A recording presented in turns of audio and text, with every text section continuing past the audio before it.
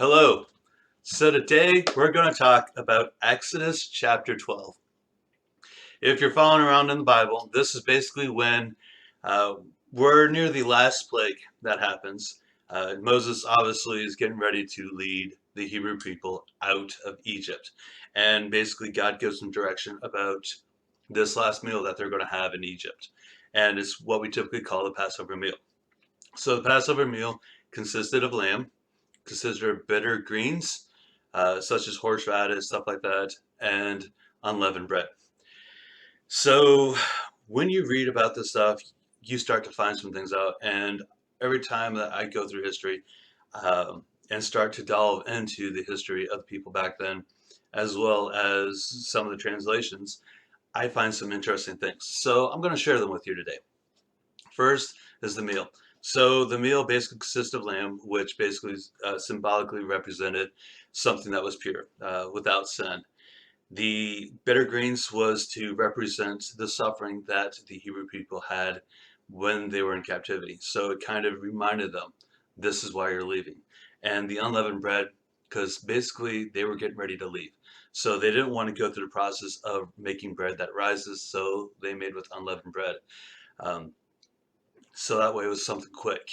Now, basically, from what I understand from the historical websites and books that I've read, the size of the meal that the people back then had would be a little bit less in size than my current meal that I'm having for dinner. And I'm going to place this up here so that way my cat, who is by my feet, doesn't grab my food. So, again, their food size was not big. Back then, they barely would ever eat meat.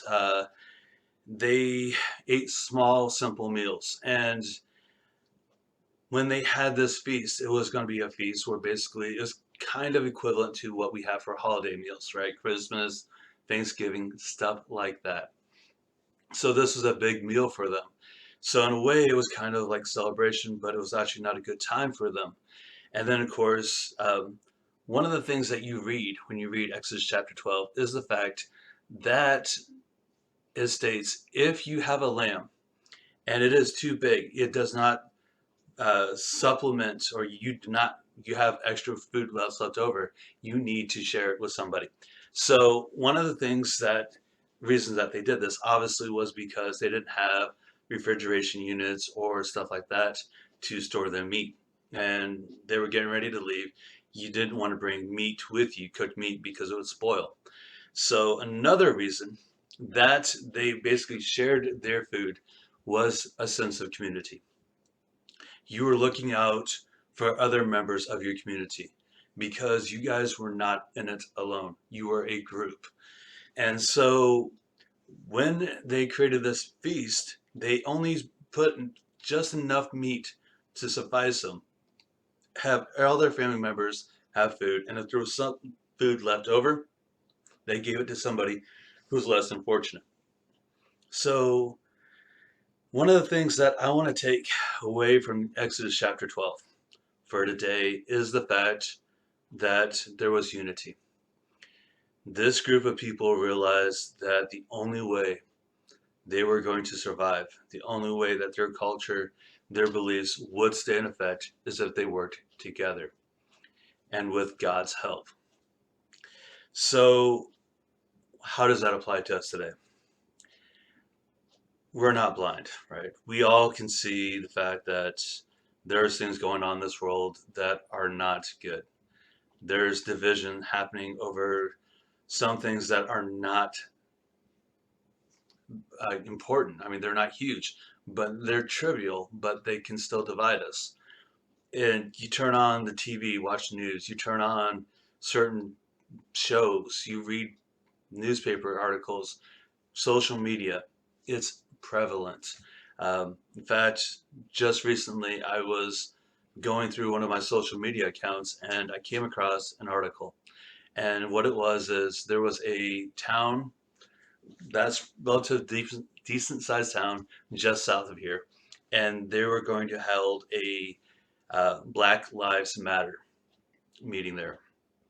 And basically, what it was is they just wanted the people of that minority group to feel that they there are still people who are working on trying to alleviate the hardships and the segregation and racism that they would still feel, and trying to make sure that we all felt equal.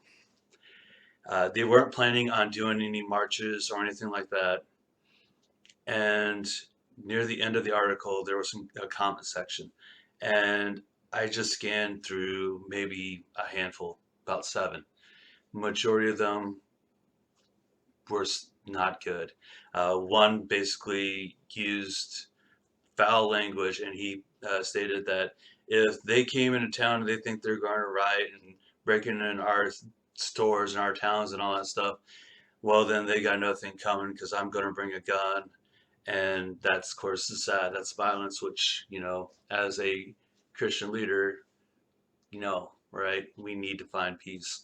And there were some other comments that were as well as disparaging, um, talking about, well, this and that, and I'm not going to go into detail. So, one of the things that I think we need to do is make sure that we stop dividing ourselves.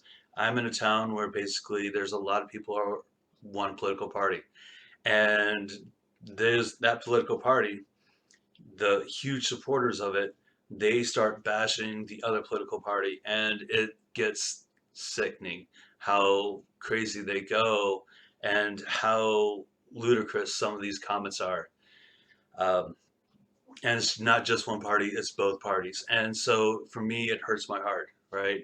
Instead of having a unity, instead of working together to fight, the recent health outbreak, to fight the fact that we have people who are starving on the streets, we're letting pity comments snowball into something big. So I think we need to take a page from Exodus chapter 12. I think we need to realize that we're about to, in fact, we are actually involved in a huge journey. We need to work together. We need to find unity because the only way that we're going to survive is if we work together. So, my hope for you is as you're watching this video, the day or the week that you're about to go through, that you're blessed, that God feeds you, or helps make sure that you have the means to be fed, not just physically. We all love food, but also shelter, a roof over your head, as well as being fed spiritually, as well as finding the hope in dark times, as well as finding the peace and the love that comes from helping your neighbors, helping your family and your friends, as well as the joy. Also, another thing is making sure that we make amends. I've said this before and I'll say it again. Life's too short. We need to stop letting petty things affect our lives.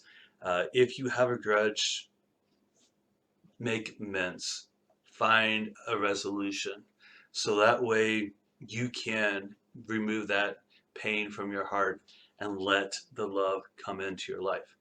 So I thank you guys very much for watching my videos. It means a lot to me when you guys comment or leave a suggestion, and that helps feed my ministry because I'm not in this alone.